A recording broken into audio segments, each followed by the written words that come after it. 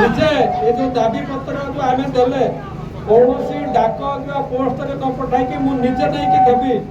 ଆଉ ନିଜେ ଦେବି 15 ଦିନ ଭିତରେ ଆପଣଙ୍କର ଦାବିକୁ ମୁଁ ପୂରଣ କରିବି ଏଇଭଳିଆ ସେ ପ୍ରତିଶ୍ରୁତି ଦେଇଛନ୍ତି। ତେଣୁ ଆପଣମାନଙ୍କୁ ମୋର ନିବେଦନ ଆମେ ଆମର ଧୈର୍ଯ୍ୟକୁ ରଖିବା 15 ଦିନ ଆମେ ଅପେକ୍ଷା କରିବା ଯଦି କିଛି ହେଉନି ଆମ ଦାବି ପୂରଣ ହେଉନି ପୁଣି ଆଉ ଥରେ ଆମେ ଆମର ହକକୁ ପାଇବା ପାଇଁ ଆମେ ପୁଣି ପରବର୍ତ୍ତୀ ସୂଚନା ଯାହା ମିଳିବ ସେଇ ସୂଚନା ଅନୁସାରେ ଆମେ ଆଉ ଥରେ ଆଗକୁ ବାହାରିବା। ତେଣୁ ଆପଣମାନେ ଆଜି ଏଇ ଯେଉଁ କାର୍ଯ୍ୟକ୍ରମରେ ଯୋଗ ଦେଇଥିଲେ ସହଯୋଗ କରିଛନ୍ତି এইଭଳି ସବୁବେଳେ ଆମେ ଏକାଠି ହେବା କାହିଁକି ଆମେ ବ୍ୟକ୍ତିଗତ ଆସୁଥିଲୁ ଇଏ ଏଇଠି ଶୁଣୁନଥିଲେ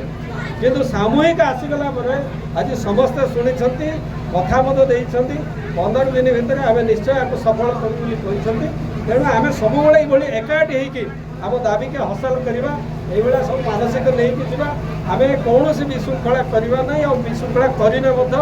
ଆମର ଦାବି ଯେମିତି ପୂରଣ ହେଲା ପର୍ଯ୍ୟନ୍ତ ଆମେ ଶୃଙ୍ଖଳିତ ଆନ୍ଦୋଳନ କରିବା ଆଉ ତାଙ୍କର ପ୍ରତିଶ୍ରୁତିକି ଆମେ ସମସ୍ତେ ଅପେକ୍ଷା କରିବା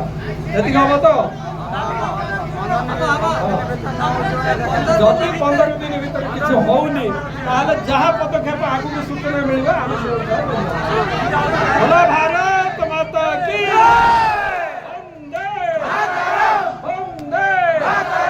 ଏଠି ଆମର ପାଣି ବ୍ୟବସ୍ଥା ହେଇଛି ଟ୍ୟାଙ୍କର ଅଛି ପାଣି ଫାଣି ପିଇକି ସମସ୍ତେ ଯିବା ଆଉ